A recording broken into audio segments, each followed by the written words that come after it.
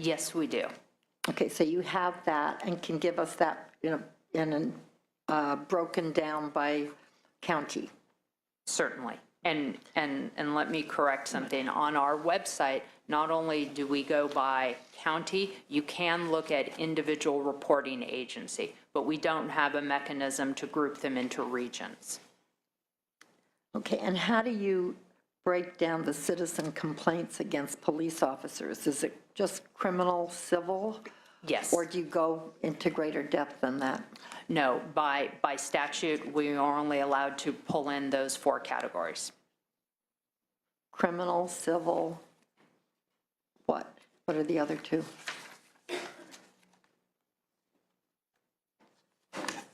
Oh. The criminal, the civil, and then the breakout between felony and misdemeanor. Okay. Okay, thank you. All right. Yes. If I could, I'd like to make a couple distinctions on this discussion about collection of data. First of all, the use of force, I think, can be misleading because it could be argued that every arrest requires a certain level of force. Control holds are used to prevent any kind of furtherance of injustice. I think what we need to focus on is what we should label excessive force.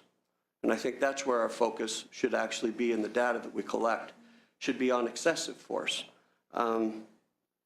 We should also mention that it's not just in custody death data that's gathered, but also justifiable homicide by law enforcement is also collected by the DOJ. And what I would ask is that they collect also non-justified shootings, because I think that that's an important distinction between justified and non-justified. So I think that those are critical distinctions that we should be gathering when we evaluate this information, because I think we all have an interest in gathering good information so we can make the best decision possible. Thank you, Assemblymember Lackey. Ms. Oscon, what county do you represent? San Diego County, sir. San Diego County, so a large county with a substantial urban area. To your knowledge of the type of data that Assemblymember Lackey and Senator Hancock have discussed, to what extent is that available at local level, at the police chief level, at the sheriff level? All of the data, sir, is available to the chiefs at that level. Records management systems have enabled the agencies to acknowledge in the report whether or not there was use of force in the incident. The officers indicate on that report whether or not there was use of force and mark that. We're able to compile that data in a special studies, and the protocol for the supervisors when they go through that are responsible for compiling reports and going through each process so they can establish whether or not it was excessive or if it was something that was criminal. All right, so it sounds as if the data that we'd like is available at that most local level, and it's a way of what we need. What the Assembly member and the senators are asking for is that we get it at a regional level. It's time for our next panel. If there's a burning question from one of the committee members, we'd be glad to hear it. Otherwise, we should get on to the next panel. I really want to thank you both very much for being here. I know that you've come from a fair distance, and we really thank you for being open and honest and giving us as much information as you could. Thank you. Thank you.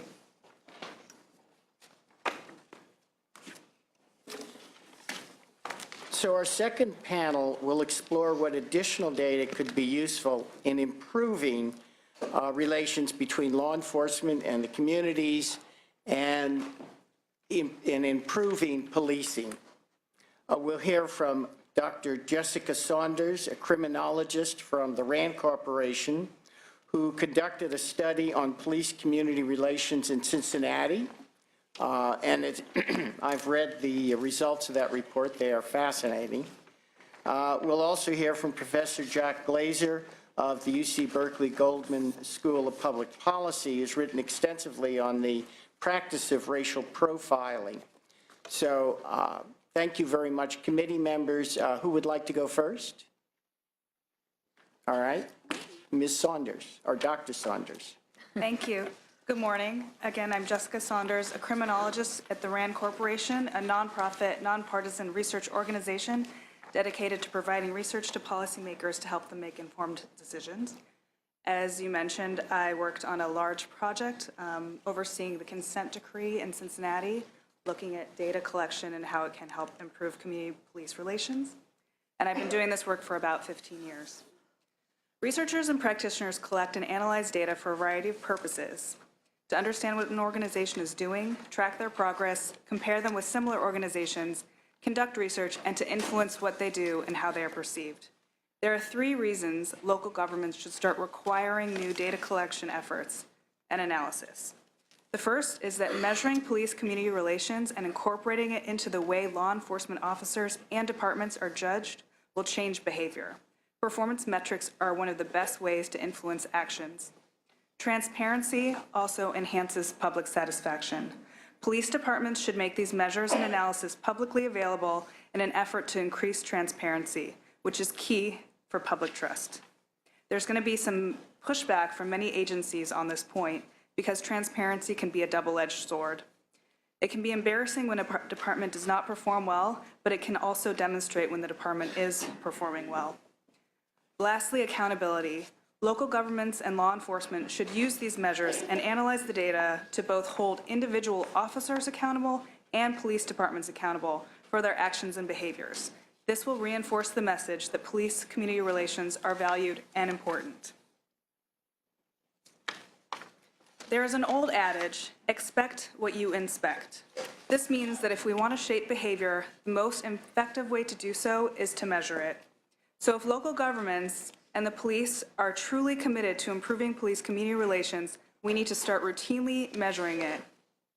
The most effective way to do this is to create new metrics and integrate them into the already existing structures of performance measurement at both the department and the officer level. Localities currently use a lot of this data already in their local record management systems to track how police are doing in terms of crime rates, crime clearances, arrest rates, and response time to decide if they're doing a good job. It took dozens of years to standardize the collection of this data, and it's a great start in understanding and judging police performance. But you're missing at least half of the story by only measuring and tracking how effective law enforcement is with respect to controlling, solving, preventing, and reducing crime. Placing all the emphasis on crime levels creates a dangerous tension because it overlooks their other roles and functions. There are a lot of reasons to believe that the indicators currently used are not entirely accurate anyway. As we know, about 60% of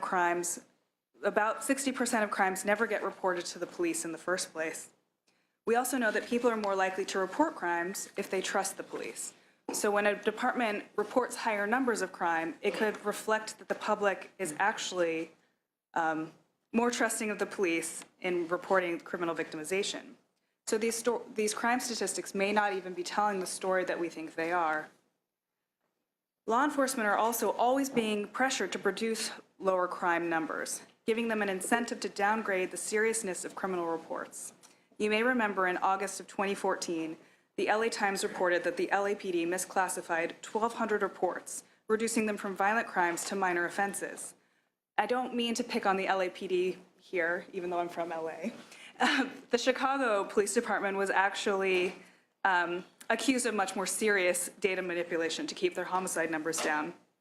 While there is some disagreement as to whether or not these were purposeful acts to keep numbers down, it underscores the argument that using crime numbers alone is not sufficient, and relying on them as a sole measure of success is not only inaccurate, but it's also quite dangerous. That's why if local governments believe that improving police-community relations are important, it's imperative that we measure it.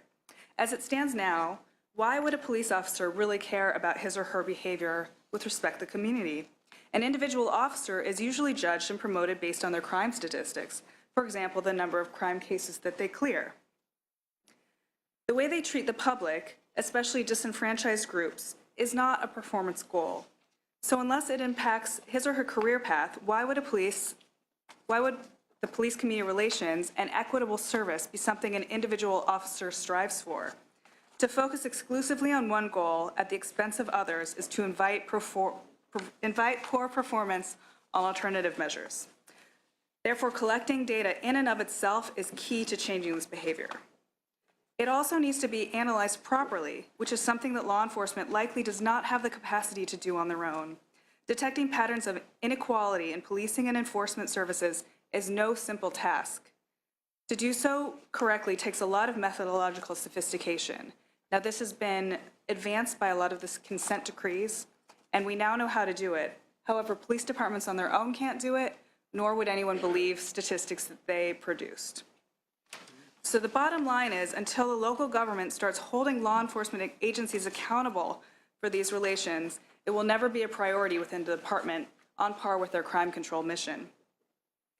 Also, in order for the public to fairly judge their local law enforcement, they need to know what's going on. When agencies are not transparent with the information, the public gets suspicious. Each law enforcement agency at the local level provides a different level of data to the public.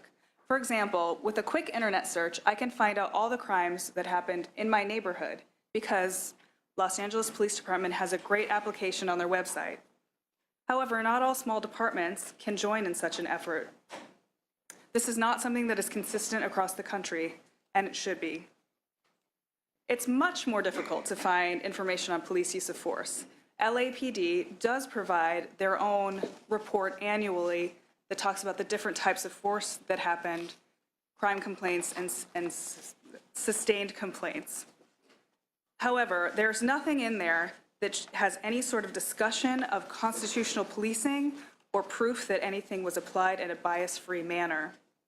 I have no way of understanding how big any particular department is in my local department, so I have to base my opinion on news stories and my own experience. As we know, bad stories travel much farther than good. The goal of positive police community relations needs to become embedded in police culture, and both departments and individuals within the department need to be held accountable in order to create this sustained change.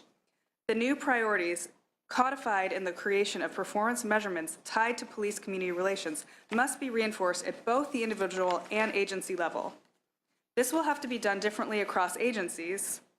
Currently, across the 800 or so departments within California, accountability is done by different departments. There may be internal affairs or inspector generals, and others are monitored by non-governmental or external organizations. In rare cases, when agencies have been found that they cannot police themselves, they get put under a consent decree, where the federal government appoints an external body to help reform the department and monitor its compliance. Currently, about 20 cities have entered into these consent decrees, usually under the threat of civil lawsuits. The departments and police agencies vary widely, with 2 of the 20 being here in California. The importance of these consent decrees and how they encourage the department to reform and encourage positive police community relations cannot be overstated. These decrees have defined a new set of best practices for effective and constitutional policing that are now well known throughout the country. A study by the Kennedy School at Harvard found that through LAPD's consent decree, it went through significant improvement. At the end of the consent decree, public satisfaction rose greatly, with 83% of the residents saying that LAPD was doing a good or excellent job. The frequency and use of serious force fell each year during the consent decree. The quality and quantity of enforcement activity rose substantially over that period as well. Perhaps most importantly, the LAPD created an officer tracking system to force supervisors to pay attention to officers who attract more civilian complaints or more frequently used force than their peers. I think the evidence speaks for itself. Each department that has gone through this process has come out vastly improved. So I think the question is there a way for us to get that same result without having to be under a consent decree? We do not want to wait for a problem to get to the solution. For one thing, it's quite costly, and most cities estimate the cost of monitoring they have to absorb the cost of monitoring at about $1 million a year. Oakland had a 2-year contract for a monitor for $1.68 million, and Los Angeles initially entered into a 5-year monitoring contract for $11 million. So it's quite costly. So therefore, I'm going to get to my recommendations. You have about another minute. Okay, I'm going to get to my recommendations. Thank you. So I recommend that California take the lead in the United States by recommending that local governments mandate their local law enforcement agency add performance metrics that include police-community relations, bias-free policing, and use of force, and analyze the data to demonstrate that they are meeting those requirements for all the communities they serve.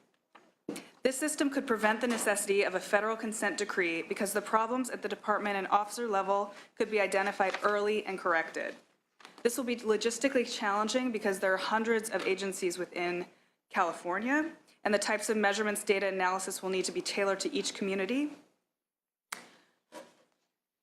So I'm going to recommend small pilot projects across the country looking at different types of departments so that this can be done in a way that it can roll out easily across the country, the country hopefully, but the state first.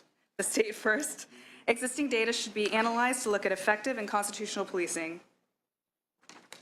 And I will leave you at that. So in conclusion, we should judge the police on more than just crime statistics alone. Well, thank you, Dr. Saunders. I very much appreciate your very specific recommendations, and if you will give us your testimony, I think we should definitely follow up on that. Professor Glazer, perhaps you can introduce yourself a little further, and be glad to hear from you. Okay, thank you very much.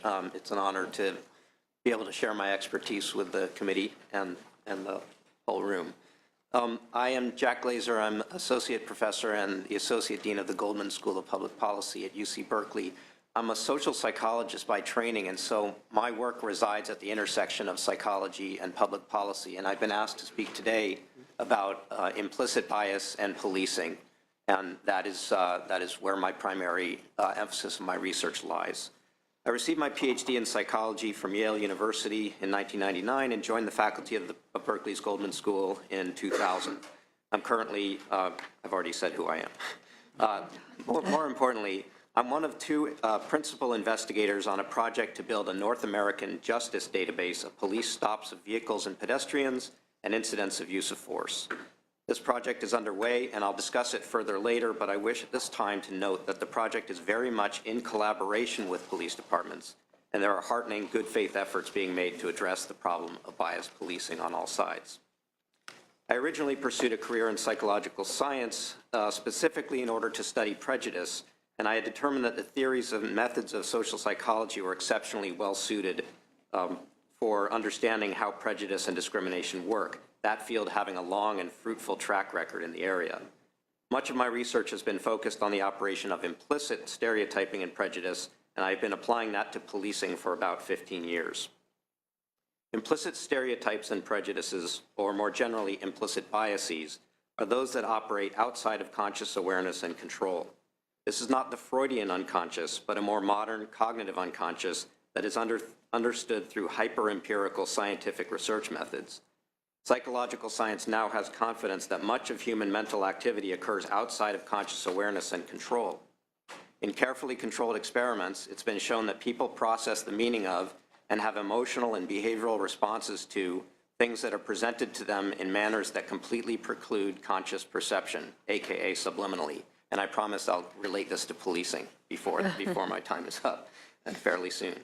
To be more concrete, when people are exposed to flashes of words or images so brief that they have no conscious awareness of having seen anything, let alone what it was, their subsequent responses are nevertheless influenced by the meaning of these subliminal stimuli. Additionally, experiments have shown that when people are making judgments reasonably quickly, they cannot help but be influenced by extraneous stimuli. We call this priming, and it is central to the notion of how stereotypes, like the one associating minorities with crime, bias our judgments and behaviors without our awareness and despite our best intentions. As a social psychologist at a public policy school, I've been interested in racial profiling in particular. Racial profiling is, after all, stereotype-based policing. Stereotypes are beliefs about the attributes possessed by members of ethnic, racial, gender, and other types of groups. Racial profiling is law enforcement judgments of suspicion that are based on assumptions about criminal tendencies among different groups. Social psychologists have conducted and published thousands of studies of stereotypes, examining their content, how they are formed, how they are changed and resist change, what functions they serve, how they are structured cognitively, and how they influence perception, judgments, and behavior. One of the most important discoveries is that stereotyping, perhaps especially implicit stereotyping, reflects normal human cognition. It can serve adaptive functions for those making judgments, primarily allowing them to make decisions under uncertainty and to conserve cognitive resources for other things.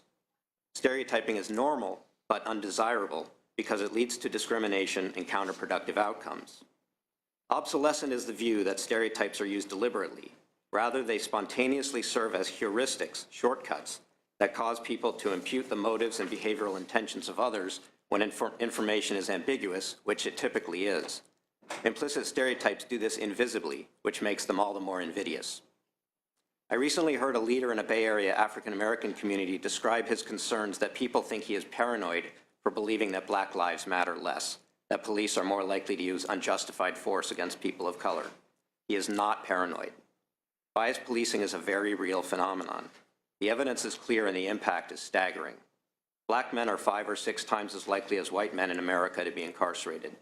When available, and you now know that it's not always available, data from police departments indicates that Blacks and Latinos are far more likely than whites to be stopped and searched and subjected to force, and these disparities cannot be explained by different rates of offending. Moreover, in a number of jurisdictions where data are available to allow the appropriate analysis, Blacks and Latinos who are stopped and searched by police are less likely to yield contraband. This is compelling evidence that minorities do not need to meet as high a threshold of suspiciousness to get stopped and/or searched. Their very ethnicity triggers suspicion. The historical data unfolding before our eyes in the headlines strongly suggests a racial problem in police use of force. We do not yet have appropriate data for a comprehensive, conclusive study, but one statistic that is available is particularly convincing.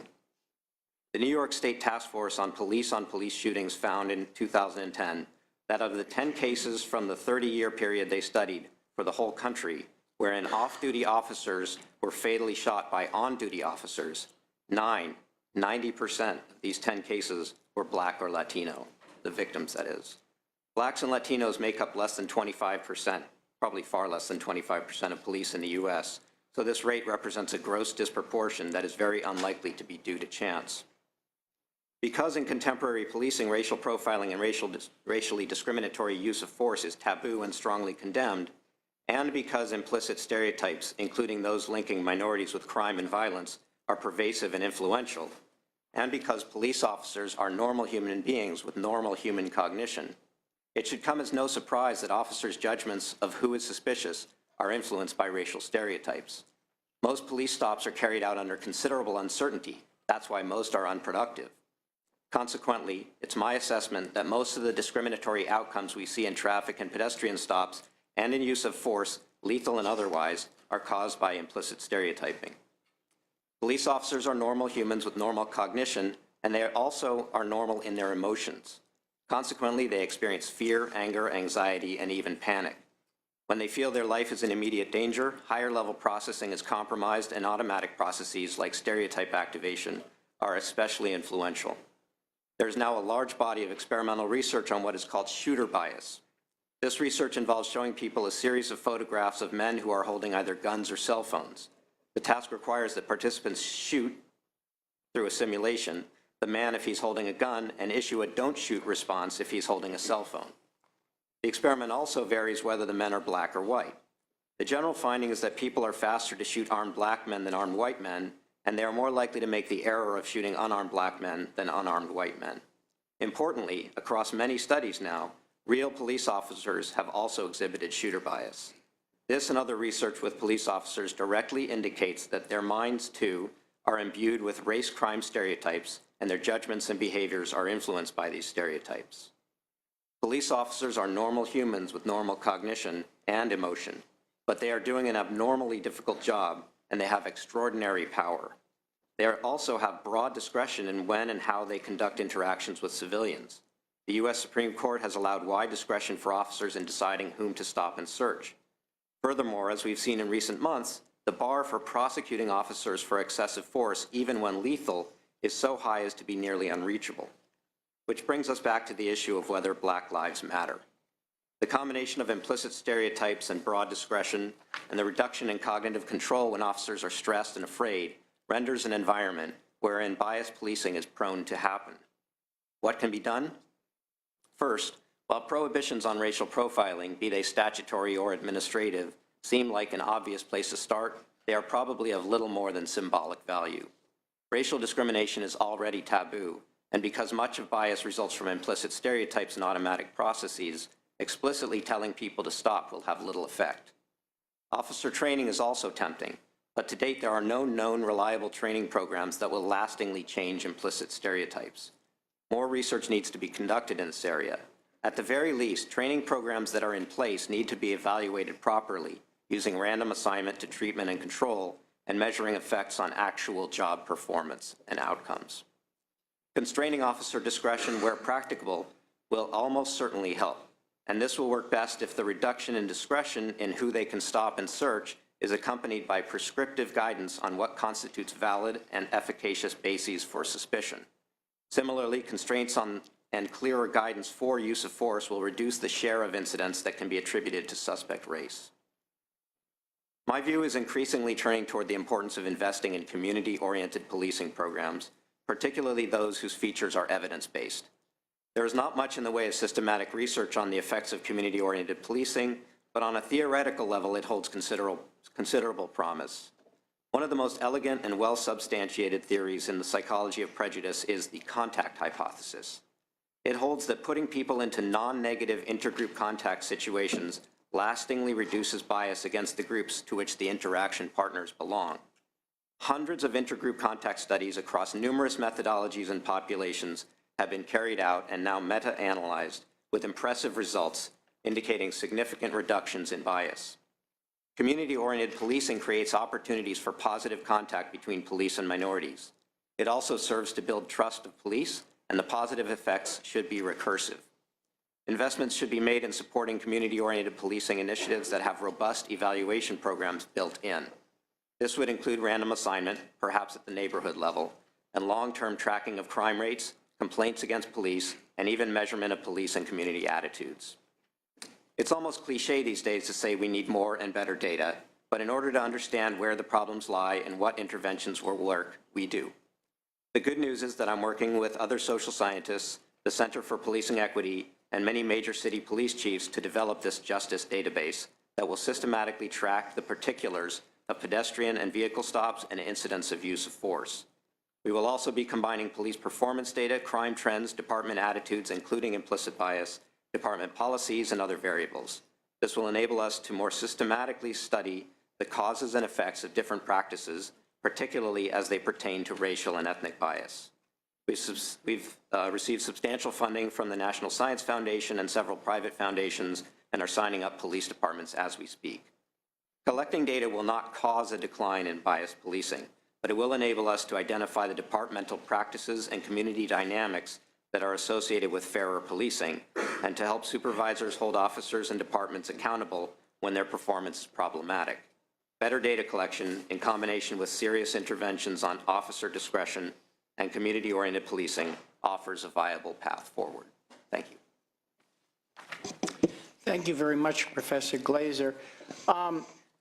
Could you be a little bit more specific about your recommendations? I did hear the need for collecting data, as well as the need for community policing. Could you tell us a little bit more about what sort of data, and could you define what you mean by community policing? Perhaps the data question first. Sure, absolutely. So what I mean by data is data, we currently have reasonably good data on what happens after arrest, but we don't necessarily know what happens before arrest. And so what we're hoping for, and some jurisdictions are already doing this in California and other states, is to have systematic data collection of every encounter that police have with civilians, except for the most casual of encounters.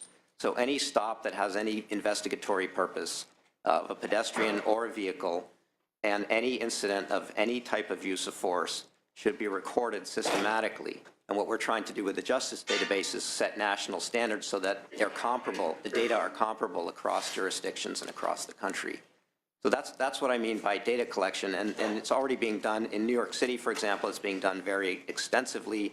They have the UF 250 form. That's an elaborate form with a lot of variables on it that each officer has to fill out every time he has contact, and that's as a result of the stop and frisk program. And it's given us great insight into the stop and frisk program and the fairly dramatic inequities that result from it. On the side of community-oriented policing, I have to say I'm a little late to the game on that subject. It's something that I've been interested in, and it's obviously very important, and it's a growing trend across the country, and the Department of Justice has a whole office run by former East Palo Alto Police Chief Ron Davis that is dedicated to supporting community-oriented policing initiatives around the country, but their funding is limited and actually recently got cut substantially, although they're hoping it'll get built back in. So the general idea is to give police the resources and give police commanders the staffing so that a greater proportion of their interactions with the public can be non-investigatory and non-punitive, and so that they can break the cycle of having constantly negative interactions with community members, which undermines trust with the community, but also creates a mindset among the police and causes them to treat people with greater suspicion than necessary. That's my view of one of the important components of it. And that's why I think it will promote intergroup contact in a positive way and reduce bias.